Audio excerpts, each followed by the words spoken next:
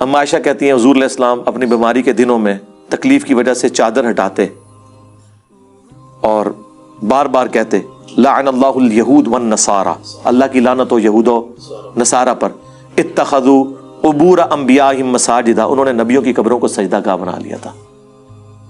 تو اما عائشہ کے الفاظ ہیں حضور ہمیں اصل میں ڈرا رہے تھے کہ میری وفات کے بعد میری قبر کے ساتھ یہ نہیں کرنا، اور بخاری مسلم کے الفاظ ہیں اگر ہمیں یہ ڈرنا ہوتا کہ لوگ رسول اللہ کی قبر پہ سجدے شروع کر دیں گے تو میں رسول اللہ کی قبر کو اوپن کھول دیتی اپنے حجرے کو کہ جو چاہے جس وقت مرضی چاہے اس کی زیارت کر لے، لیکن ہم ڈر کی وجہ سے اسے اوپن نہیں چھوڑا۔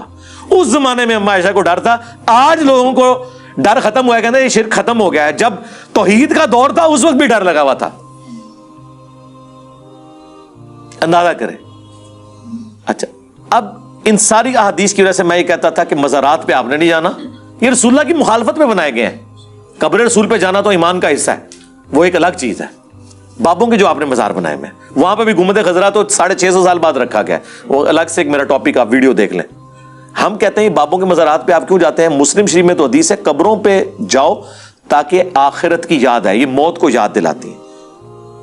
قبروں پہ جانا ہے، مزاروں پہ تو نہیں جانا۔ مزاروں پہ کون مزاروں پہ تو آپ کی عزتیں لوٹتی ہیں، آپ کی جیبیں کٹ جاتی ہیں، کتنی کتنی ریئل ٹائم سٹوریز آئی ہیں، جتنی ہیروئن چرس بہترین قسم کی وہ آپ کو انہی جگہوں سے ملتی ہیں۔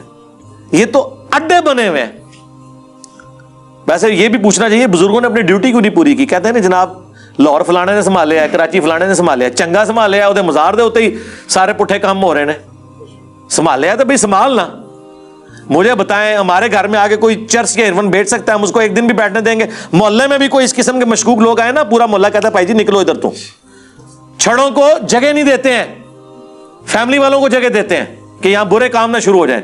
اے چنگے نے کہ سارے دنیا دے چرسی پاؤڈری اور بدکار لوگ پناہ گاہ بنے ہوئے انہوں نے، ٹھیک ہے، کام نہیں نا پھر صحیح کر رہے۔ اس کی وجہ سے میرا یہ موقف تھا کہ آپ مزاروں پہ نہیں جا سکتے، لیکن اب میں نے اس پہ رجوع کر لیا۔ وہ ویڈیو میری آنے والی ہے رجوع والی، لیکن ایک شرط کے ساتھ کہ آپ جس طرح کھڑے ہو کے دربار پہ کہتے تھے نا گنج بخشے فیض عالم مظہر نور خدا نا کے ساتھ، اور تسی تے پڑھتے ہوندے سو گنج بخشی تیری مشہور ہے تو فلان ہے فلان ہے۔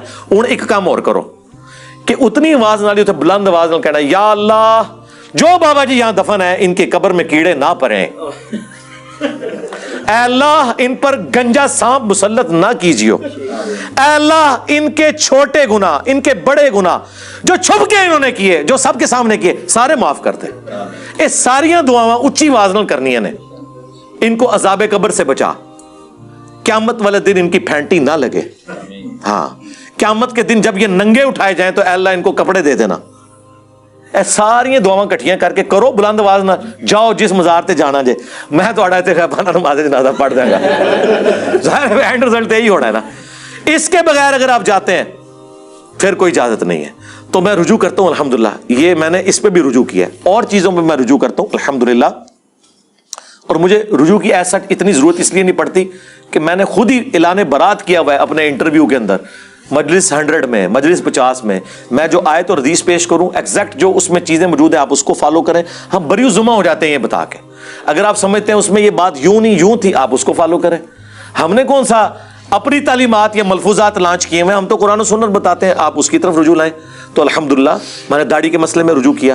پہلے میرا موقف تھا کہ مٹھی کے بعد داڑھی رکھنا افضل ہے، پھر میرا موقف آیا کہ نہیں، مٹھی کے بعد داڑھی رکھنا افضل نہیں ہے۔ افضل یہ ہے کہ جو یہ سمجھتا ہے کہ نبی الاسلام کی داڑھی مٹھی سے نہیں بڑھی، میں نہیں بڑھنے دوں گا، اس کے لیے مٹھی افضل ہے، جس طرح عبداللہ بن عمر، ابن عباس اور ابو ہریرہ۔ اور جو کہتا ہے کہ حضور کی تو نیچرل مٹھی تھی، ان کو کاٹنے کی ضرورت نہیں پڑی، میری نیچرل مٹھی سے بڑھ گئی ہے، تو میں حضور کے اس اسپیکٹ کو فالو کروں گا کہ جتنی میری نیچرل ہوگی میں اسے نہیں کاٹوں گا، اس کے لیے وہ افضل ہے۔ کاٹنے والا بھی افضل ہے کہ میں حضور سے لمبی نہیں ہونے دوں گا، اور دوسرا کہہ رہا ہے کہ نہیں حضور کی تو نیچرل تھی، اب مجھے بھی ضرورت نہیں پڑتی، چاند ایک بالی مٹھی سے زیادہ ہے، میں نے تو کبھی نہیں کاٹی، تو ضرورت ہی نہیں پڑی۔ تو اس طرح کا میں نے رجوع کیا۔